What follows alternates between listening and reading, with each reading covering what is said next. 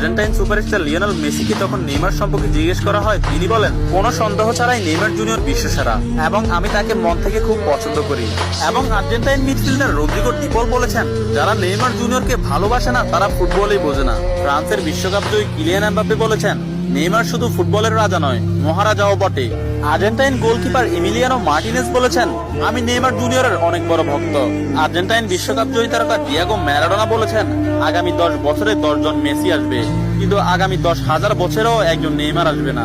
Holland ও Barcelona striker Robert Lewandowski বলেছেন, নেইমারের মতো ফুটবলার জন্ম নিতে হলে আপনাকে 100 বছর অপেক্ষা করতে হবে। তাছাড়া ইংল্যান্ডের প্রিন্স ডেভিড বেকহাম বলেছেন, আজ পর্যন্ত এমন কোন ফুটবলার আমি দেখিনি যার ভেতর নেইমারের মতো ফুটবল আইকিউ আছে, এবং ফুটবলের ক্ষেত্রে কেউই নেইমারের লেভেলের নয়, সে দুর্দান্ত। এবং আর্জেন্টাইন বিশ্বকাপ জয়ী তারকা অ্যানহেল ডি মারিয়া বলেছেন, নেইমারের সাথে যে কোনো প্লেয়ারের তুলনা করা অপরাধ। ফ্রান্সের বিশ্বকাপ জয়ী তারকা কারিম বেনজেমা বলেছেন, যারা নেইমারকে নিয়ে সমালোচনা করেন তারা ফুটবল বোঝেন না। ম্যানচেস্টার সিটির কোচ পেপ গার্দিওলা বলেছেন, আমার ক্যারিয়ারে নেইমার মানেই সবকিছু। আমি মাঝে মধ্যে নেইমারের খেলা দেখে আমার দলের উপর সেটা বিস্তার করি।